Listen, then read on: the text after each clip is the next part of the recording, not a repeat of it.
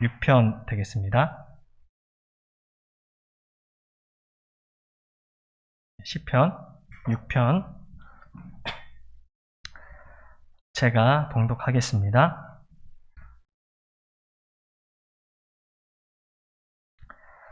여호와여, 주의 분노로 나를 책망하지 마시오며 주의 진노로 나를 징계하지 마옵소서.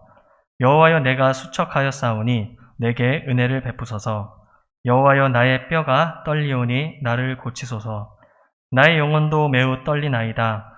여호와여, 어느 때까지니이까? 여호와여, 돌아와 나의 영혼을 건지시며 주의 사랑으로 나를 구원하소서. 사망 중에서는 주를 기억하는 일이 없사오니 수월에서 주께 감사할 자 누구리이까?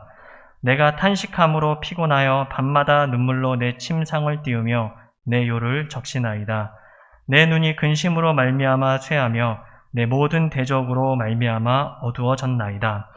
악을 행하는 너희는 다 나를 떠나라. 여호와께서 내 울음소리를 들으셨도다. 여호와께서 내 간구를 들으셨으며 여호와께서 내 기도를 받으시리로다. 내 모든 원수들이 부끄러움을 당하고 심히 떨며 갑자기 부끄러워 물러가리로다. 아멘. 계속해서 시편을 보고 있습니다. 시편 6편은 어떤 시인지 보겠습니다. 형식은 시편은 분류상으로 개인 애가시, 탄식시로 분류가 됩니다. 시편에 이제 애가시가 참 많습니다. 개인적인 그런 어려움들, 고통들을 하나님 앞에 아뢰는 그런 시가 개인 애가시, 탄식시인데요. 오늘 시편 6편도 그런 내용으로 구성이 되어 있습니다. 그런데 이제 내용을 보면은 크게 분류하면 탄식시인데 좀 더 구체적으로 내용을 보면은 자신의 잘못을 좀 간접적으로 시인을 하고 있고요. 내용상. 그리고 자신의 어떤 수척함, 그리고 죽음과 치명적인 건강의 위협에 대해서 말을 하고 있기 때문에 이 시는 또 참회시, 하나님 앞에서 잘못을 아뢰는 참회시, 혹은 질병시로 그렇게 분류가 되기도 합니다. 질병시, 병상에서 드리는 기도. 상황이 어떤 상황이죠? 이제 하나님 앞에 잘못을 제가 이제 이렇습니다라고 그렇게 간접적으로 시인하고 있지만 이제 질병에 걸려서 병상에서 드리는 또 기도라고 볼 수 있습니다. 저는 병상에서 드리는 기도, 이게 이제 가장 적절하다라는 그런 생각을 하고요. 그렇게 접근하시면 되겠습니다. 병에 걸려서 굉장히 힘든 그 시기에 시인이 하나님 앞에 부르짖는 그런 시라고 보시면 되겠습니다. 그리고 이제 읽다 보면은 제가 또 말씀드리겠지만 심각한 질병뿐 아니라 이 대적들이 또 있거든요. 참 희한하게 하나님이 신실하게 섬기는 이 시인 앞에 대적들이 있습니다. 힘들게 하는 사람들이 있죠. 그래서 심각한 질병 플러스 대적들로 인해서 뭔가 고통받고 있는 그런 상황이라고 보시면 되겠습니다. 그걸 좀 생각하시고 우리 시편을 읽어 나가면 좋겠습니다. 구조를 보시면 이렇게 세 단락으로 이제 나누어 놨는데요. 이제 고뇌 상황에서의 탄원 1절부터 3절까지 굉장히 힘든 상황에서 시인이 하나님께 이제 부르짖는 그런 탄원이 1절부터 3절, 그리고 4절부터 7절은 고통으로부터 구원을 요청하는 간구고요. 그리고 8절부터 10절까지는 기도 응답에 대한 확신을 또 이렇게 보여주고 있습니다. 시인이. 내용을 좀 구체적으로 살펴보겠습니다. 먼저 1절부터 3절까지 내용, 고뇌 상황에서의 탄원, 우리 제가 읽겠습니다. 1절부터 3절 제가 읽겠습니다. 여호와여, 주의 분노로 나를 책망하지 마시오며 주의 진노로 나를 징계하지 마옵소서. 여호와여, 내가 수척하였사오니 내게 은혜를 베푸소서. 여호와여, 나의 뼈가 떨리오니 나를 고치소서. 나의 영혼도 매우 떨리나이다. 여호와여, 어느 때까지니까? 이 시는 여호와여라고 하면서 하나님의 이름을 부르면서 시작을 합니다. 그런데 어떻게 시작을 하게 되냐면 먼저 하나님의 분노와 진노를 좀 바라보면서 이제 하나님의 이름을 부르는 거죠. 시인이 1절에서 뭐라고 말하냐면 하나님, 주님의 분노로 나를 책망하지 마시고 주님의 진노로 나를 징계하지 좀 말아 주십시오라고 그렇게 탄원합니다. 뭔가 느껴지는 게 있죠? 근데 우선 책망하다라는 단어는요, 사람 책망한다라고 이야기했을 때는 여기서 이 단어는 단지 말로만 꾸짖거나 비난하는 것이 아니고요. 실제로 잘못한 사람을 범죄자로 정죄하고 그 책임을 확실하게 묻는 것을 이야기합니다. 때로는 이 단어가 정죄하다라는 단어로 번역되기도 합니다. 그래서 시인은 1절을 통해서 뭘 느끼고 있냐면 하나님의 분노와 진노가 자신에게 임하고 있다라고 그렇게 생각을 하고 있는 거예요. 그렇게 느끼고 있으면서 이로 인해서 하나님과의 관계가 끊어지지 않기를 간구를 하고 있습니다.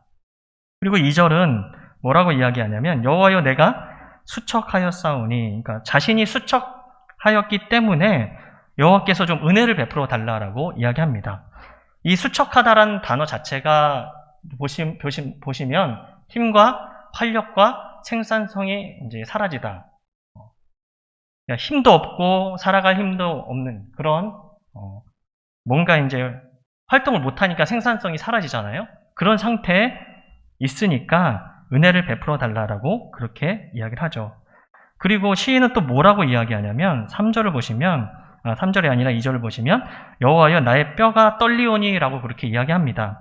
그러니까 뼈가 떨리오니라는 말은 좀 뼈가 뭐가 떨린가 이렇게 생각할 수 있는데 그냥 번역을 뼈 마디가 쑤시오니라고 번역하면 더 이해하기가 쉽습니다. 뼈 마디가 쑤신다. 어떤 생각이 드세요? 네. 뭔가 굉장히 아픈 그런 느낌이 들지 않습니까? 뼈는 몸에서 가장 단단하고 또 단단한 부분이고 힘의 원천인데 뼈는 사람의 육체적인 힘과 건강의 자리를 대변하는 그런 단어입니다. 그런데 뼈가 떨린다라고 이야기하죠. 그러니까 뼈가 이제 쑤신다라고 이야기합니다. 그렇기 때문에 시인이 수척하였고 뼈가 떨린다라는 것은 지금 시인의 상태가 육체적인 힘과 건강을 잃고서 몸이 극심한 고통 가운데 있음을 이야기하고 있는 것입니다. 그런데 거기에다가 플러스 게다가 시인은 3절을 보시면 뭐라고 이야기합니까? 나의 영혼도 매우 떨리나이다. 그렇게 이야기합니다. 자신의 영혼마저 떨린다고 그렇게 울부짖는 거죠. 여기서 영혼은 단순히 마음이라고 이해하기보다 제가 이제 앞에서 여기 적어 놓았듯이 간절히 도움을 필요로 하는 자기 자신으로 이해하는 것이 좋습니다. 그래서 영혼마저 떨린다고 고백하는 그 시인의 상태는 어떠하냐면 간절히 도움을 필요로 하고 있는 그런 상태인 거예요. 그렇지만 하나님의 뭘 느끼고 있는 거죠? 진노. 하나님께서 징계하신다 그러면 없는 것 같이 느껴지기도 하고 지금 상황이 굉장히 아프고 뭔가 영혼이 아픈 상황이기 때문에 하나님이 또 안 계신 것 같이 그렇게 느끼면서 마음이 두려움과 당혹감에 휩싸여 있는 것이죠. 그래서 시인은 이러한 몸과 마음의 상태가 도대체 언제까지 가야 합니까? 라고 그렇게 3절에서 뒷부분에서 이야기합니다. 여호와여 어느 때까지니까? 하나님 이 상태가 너무 아프고 또 하나님의 진노가 나한테 있는 것 같은데 이런 상태가 도대체 어느 때까지 가야 합니까? 라고 이렇게 탄원하는 거죠. 그렇게 묻고 있습니다. 그래서 1절에서부터 3절을 통해서 우리는 시인이 질병으로 인해서 좀 심각한 고통을 겪고 있으며 동시에 몸만 아픈 게 아니라 하나님의 진노와 또 하나님이 계시지 않는 것 같은 그런 생각들, 그 하나님의 부재라 그러죠. 그것을 깊이 느끼고 있음을 보게 됩니다. 이런 상태인 거예요, 사실. 네. 자, 그런 상태에서 이제 극심한 고통뿐 아니라 그런 하나님의 그런 진노와 분노를 또 부재를 매우 깊이 느낀 시인은요, 이제 여호와 하나님께서 돌아와 주시기를 간구합니다. 4절부터 7절까지인데요. 제가 읽겠습니다. 여호와여 돌아와 나의 영혼을 건지시며 주의 사랑으로 나를 구원하소서. 사망 중에서는 주를 기억하는 일이 없사오니 수월에서 주께 감사할 자 누구리이까? 내가 탄식함으로 피곤하여 밤마다 눈물로 내 침상을 띄우며 내 요를 적시나이다. 내 눈이 근심으로 말미암아 쇠하며 내 모든 대적으로 말미암아 어두워졌나이다. 여기서 4절에서 돌아와라는 그 단어는요, 문맥상 어느 것을 이야기하냐면 주님께서 좀 분노를 거두어 주시는 것을 뜻합니다. 시인은 어떻게 생각을 했냐면 주님의 그런 진노, 그런 징계로 인해서 심각한 질병에 걸렸고 하나님은 그로부터 멀리 떠났다고 생각했기 때문에 이제는 돌아오셔서 시인을 건져주시기를 구하는 것이죠. 근데 시인은 자신의 어떤 행위로 인해서 여호와 하나님께서 돌아오시기를 구하지 않습니다.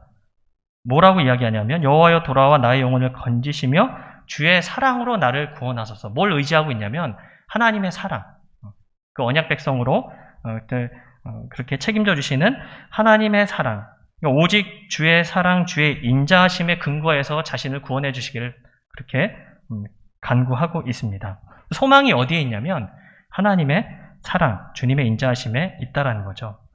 시인은 앞에서 말씀드렸듯이 뼈가 떨리고 영혼도 매우 떨린다라고 그렇게 말했습니다. 영육간은 심각한 병에 걸린 거예요, 사실. 네. 그래서 근데 이제 그의 병은 더 심각해져서 진짜로 죽을 병이 되어 거의 죽음에 던져지고 있습니다. 그게 어디서 이걸 볼 수 있냐면 5절에서 볼 수 있는데 5절을 제가 읽겠습니다. 사망 중에서는 주를 기억하는 일이 없사오니 수월에서 주께 감사할 자 누구리이까. 5절에서 무슨 단어를 사용하냐면 사망, 수월이라는 단어를 사용하고 있는 거예요. 자기가 이제 거의 죽어가고 있다는 걸 느끼는 거예요. 그러니까 사망이라고 이야기하고 있는 거죠. 여기서 5절에 보시면 사망 중에서는 주를 기억하는 일이 없다라고 이야기하죠. 근데 기억하다라는 단어는 구약에서 찬양하다의 뜻으로 그렇게 쓰입니다. 주님을 기억하라, 그러니까 주님을 찬양하라 같은 뜻으로 사용돼요. 즉 주님의 크신 일을 생각하고 찬양하는 거죠. 하나님을 기억한다는 것은 구약에서 하나님의 크신 일을 생각하고 찬양한다는 거예요. 그러므로 5절에서 사망 중에 주를 기억함이 없다라고 말하는 것은 사람이 죽으면 아무것도 기억하지 못한다라는 그런 뜻이 아니라 무슨 뜻이냐면 죽은 자는 주님을 찬양하는 데 동참할 수 없다는 그런 뜻이 됩니다. 이건 이제 영적으로 해석하면 영적으로 죽은 자는 주님을 찬양할 수 있을까요? 없는 거예요. 네. 영적으로 해석할 수도 있다라는 그런 생각이 좀 들었습니다. 저도. 그리고 수올은 구약에서 무덤을 이야기합니다. 무덤, 죽은 자들이 있는 곳을 가리키는데요. 수올에서 주께 감사할 자가 없다는 것도 무덤, 죽은 자들이 있는 곳에서는 감사할 수 없다는 거예요. 영적으로 죽은 사람들이 하나님께 감사할 수 있을까요? 없다라는 거죠. 뭐 그렇게도 볼 수 있습니다. 그래서 5절을 통해서 시인의 그 어떤 신앙을 조금 엿볼 수가 있는데 시인은요, 자신의 존재 의미, 자신이 살아있는 그 존재의 의미를 어디서 찾고 있습니까? 하나님을 섬기고 찬양하는데, 예배하는 데서 찾고 있는 거예요. 살아있는 그 이유가. 사망 중에서는 죽은 자들은 하나님을 찬양할 수 없지 않습니까? 자기가 살아있는 이유가 뭐죠? 주님을 예배하고 찬양하는 데서 찾고 있다는 거죠. 그렇기 때문에 본문에서 시인의 이 간구는요, 단순히 질병의 고통 때문에 너무 괴롭고 힘든 자신을 그냥 여기서만 나게 해달라고 고쳐달라는 그런 간구가 아니라 하나님을 섬기고 찬양하기 위해서, 하나님을 예배하기 위해서 고쳐달라고 간구하고 있는 거예요, 사실은. 시인은 살아서 자기가 건강한 몸으로 주님을 찬양하고 감사할 수 있도록 건강의 회복을 구하고 있다는 거죠. 우리가 건강해야 하는 이유가 뭐죠? 죄짓기 위해서인가요? 아니잖아요. 주님을 찬양하고 감사하기 위해서라는 거죠. 그런데 시인은 지금 이제 중병으로 인해서 너무나 고통스럽고 또 그렇게 하나님 앞에 간구하고 있지만 또 하나의 문제가 있었다라는 거죠. 그것은 바로 대적들이었습니다. 7절에 시인의 고백이 이 사실을 증거해 주는데 7절을 제가 읽겠습니다. 내 눈이 근심함으로 말미암아 쇠하며 내 모든 대적으로 말미암아 어두워졌나이다. 이렇게 이야기해요. 시인은 뭐라고 이야기하냐면 근심으로 눈이 쇠했고 대적으로 인해서 내 눈이 어두워졌다라고 그렇게 이야기를 합니다. 여러분, 밝은 눈은요, 밝은 눈을 이제 비유적인 단어로 사용할 때 밝은 눈은 활력과 건강의 척도입니다. 눈이 밝다는 것은 활력이 있고 건강하다라는 그런 이야기인데, 여러분 모세 아시죠? 모세는 120세가 되어도 신명기서에 보면 어떻게 이야기를 하냐면 그 눈이 흐리지 아니하였고 기력이 쇠하지 아니하였다라고 신명기에서 그렇게 증거를 합니다. 무슨 얘기냐면 모세는 120세가 되었어도 밝은 눈을 가졌고 활력이 있었다라는 거예요. 여기서 시인은 늙기도 전에 지금 뭐라고 이야기합니까? 늙기도 전에 대적으로 인해서 말미암아 눈이 쇠하며 어두워졌다라고 그렇게 탄식을 합니다. 그렇기 때문에 여기서 눈이 어두워졌다라는 것은요, 늙어서 시력과 활력을 잃은 것이 아니라 대적들로 인해서 어떻게 됐다는 거예요? 건강이 극도로 쇠약해졌음을 의미합니다. 뜻합니다. 그러니까 시인은 병 때문만이 아니라 원수들 때문에 건강이 극도로 또 쇠약해진 그런 상황이기에 또 이렇게 하나님 앞에 간구하는 거죠. 사람이 아플 때 너무나 힘들잖아요. 그런데 그 아픔 플러스 원수들의 그런 적대감을 느끼는 것은 더 고통스럽습니다.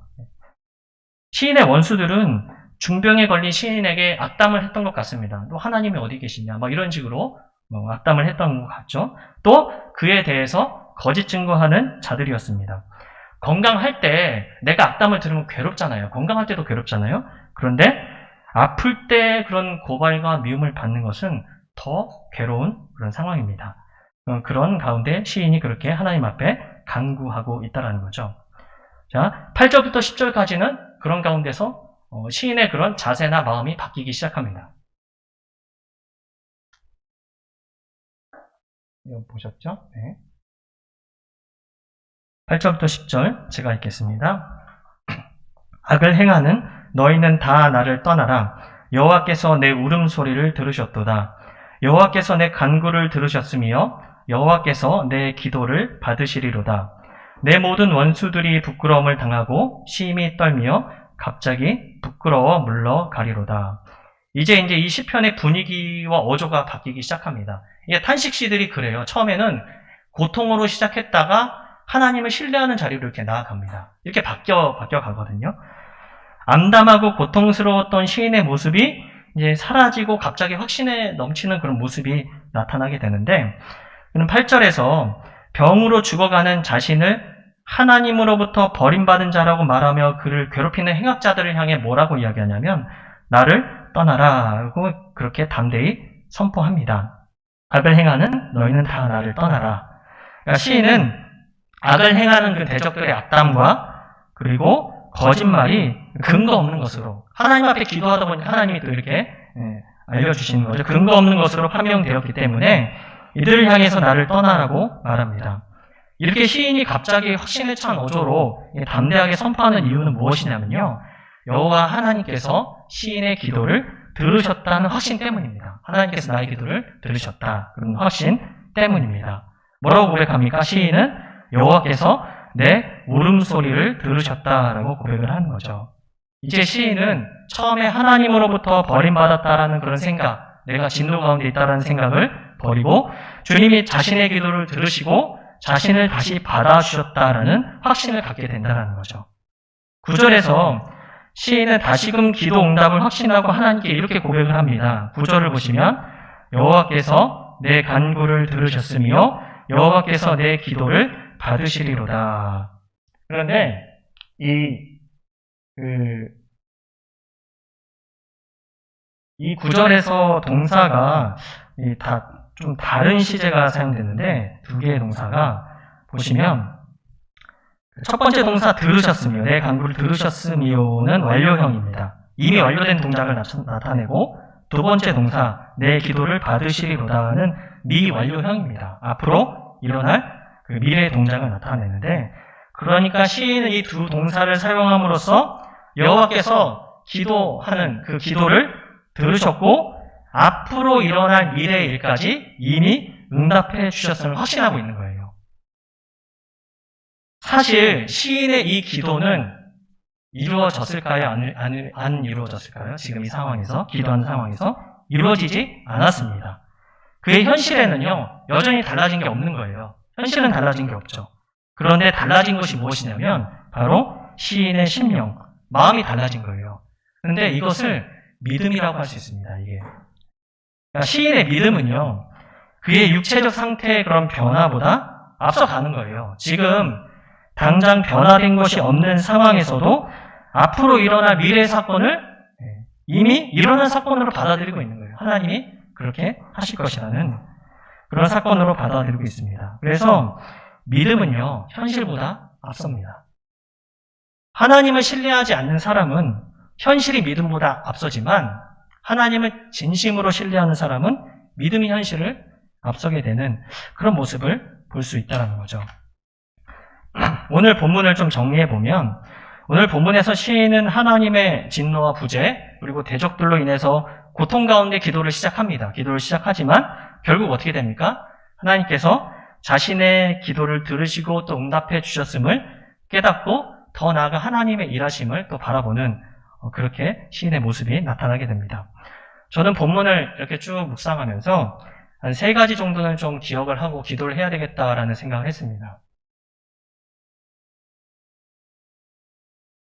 첫째, 질병과 영혼의 고통 가운데서도 하나님은 일하신다라는 거. 이걸 좀 기억할 필요가 있다라는 생각을 하게 됐는데, 아시다시피 하나님께서 우리가 계속해서 죄를 범하면 처음에는 경고하시거든요. 경고하시다가 안 되면 어떻게 하시죠?